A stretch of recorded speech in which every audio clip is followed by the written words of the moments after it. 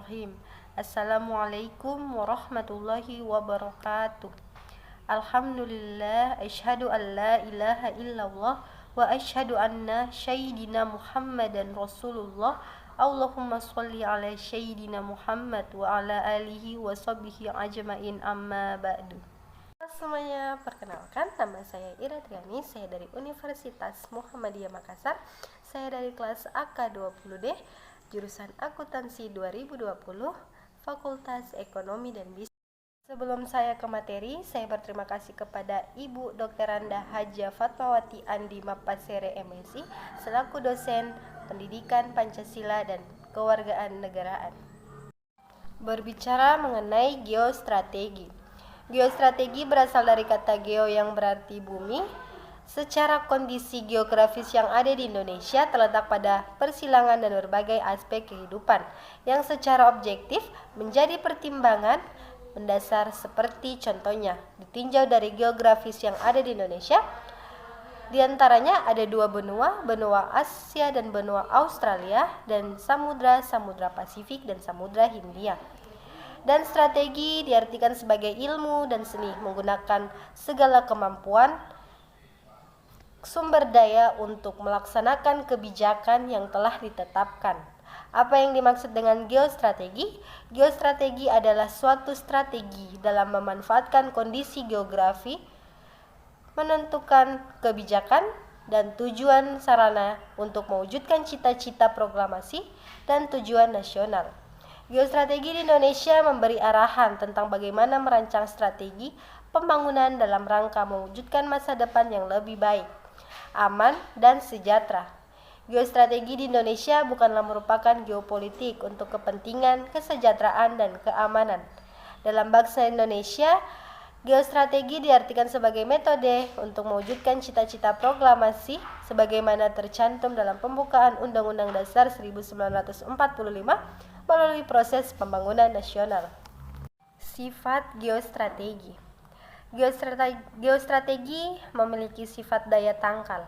Dalam kedudukannya sebagai konsepsi penangkalan geostrategi, di Indonesia ditunjuk untuk menangkal segala bentuk ancaman, gangguan, hambatan, dan tantangan terhadap identitas, integritas, eksistensi bangsa dan negara Indonesia dalam aspek. Aspek tersebut dibagi menjadi 5 aspek. Yang pertama, ketahanan terhadap aspek ideologi. Ketangguhan kekuatan nasional dalam menghadapi ancaman dari luar maupun dari dalam rangka menjamin kelangsungan kehidupan ideologi bangsa dan negara Indonesia. Yang kedua, ketahanan pada aspek politik. Untuk mengejar ketinggalan dari negara maju, kita perlu mengadakan proses perubahan atau modernisasi, penegakan hukum, dan menegakkan disiplin nasional. Yang ketiga, aspek ketahanan ekonomi.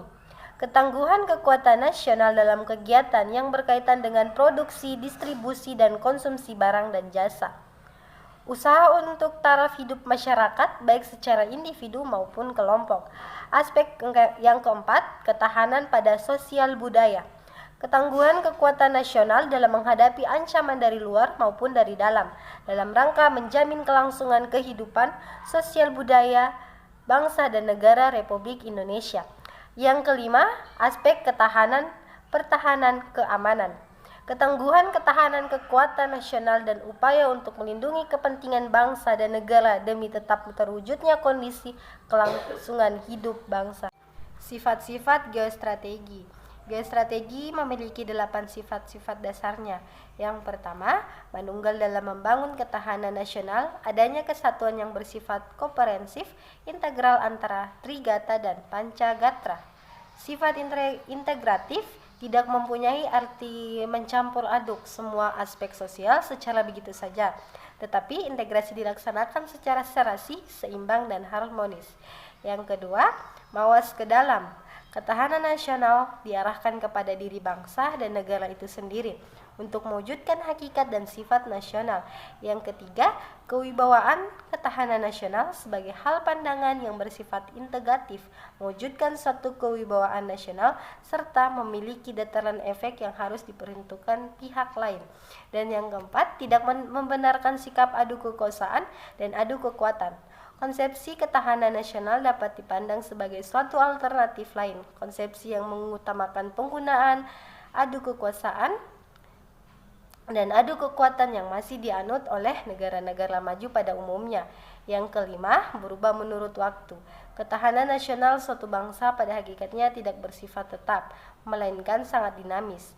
Ketahanan nasional dapat meningkatkan atau bahkan dapat juga menurun, dan hal ini sangat tergantung kepada situasi dan jelaskan. 6. Percaya pada diri sendiri. Ketahanan nasional dikembangkan dan ditingkatkan berdasarkan sikap mental percaya pada diri sendiri. Suatu bangsa yang merdeka dan berdaulat harus percaya dan yakin bahwa ia dapat mengurus dan mengatur rumah tangga itu sendiri dan tidak bergantung kepada bantuan luar. Andai kata diperlukan bantuan, maka hal tersebut bersifat komplementer. Yang ketujuh, tergantung pada pihak lain. Ketahanan nasional dibangun dan dikembangkan atas dasar kemampuan diri sendiri dengan memanfaatkan segenap aspek kehidupan nasional. Pengembangan kemampuan nasional dalam meningkatkan daya saing bangsa diupayakan untuk tidak bergantung pada pihak lain.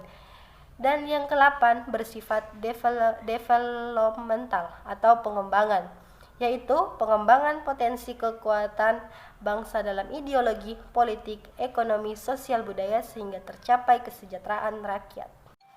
Implementasi ketahanan nasional.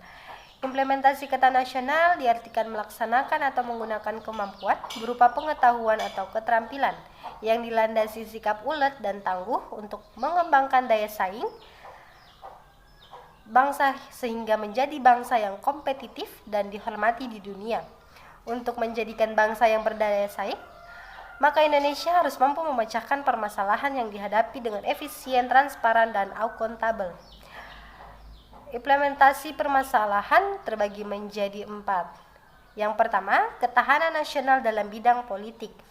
Yang kedua, implementasi ketahanan nasional dalam bidang ekonomi. Yang ketiga, implementasi ketahanan nasional dalam bidang sosial dan budaya. Dan yang keempat, implementasi ketahanan nasional dalam bidang hukum. Kesimpulan dari ketahanan nasional merupakan metode atau aturan-aturan untuk mewujudkan cita-cita, tujuan melalui proses pembangunan yang memberikan aturan tentang bagaimana membuat strategi pembangunan dan keputusan yang terukur dan berimajinasi guna mewujudkan masa depan yang lebih baik, aman, dan bermartabat. Ketahanan Indonesia diperlukan dan dikembangkan untuk mewujudkan dan mempertahankan integritas bangsa dan wilayah tumpah darah dan negara Indonesia. Mengingat kemajemukan bangsa Indonesia serta sifat khas wilayah tumpah darah negara Indonesia, maka geostrategi Indonesia dirumuskan dalam bentuk ketahanan nasional. Ketahanan nasional berisi tentang keuletan dan ketangguhan. Negara Indonesia adalah negara yang solid, terdiri dari berbagai suku dan bangsa, terdiri juga dari berbagai banyak pulau-pulau dan lautan yang luas. Jika kita sebagai warga negara ingin mempertahankan daerah kita dari gangguan bangsa atau negara lain, maka kita harus memperkuat ketahanan nasional. Ketahanan nasional juga cara paling ampuh karena mencakup banyak landasan seperti Pancasila sebagai landasan ideal, Undang-Undang Dasar sebagai landasan konstitusional, dan wawasan Nusantara sebagai landasan visional. Jadi dengan demikian ketahanan nasional kita sangat solid. Sekian materi dan penjelasan dari saya, semoga bermanfaat bagi kita semua. Dan jika ada salah kata atau pengucapan dalam materi yang tadi saya bawakan, saya mohon maaf sebesar-besarnya. Billahi fisabilil haq fastabiqul khairat. Assalamualaikum warahmatullahi wabarakatuh.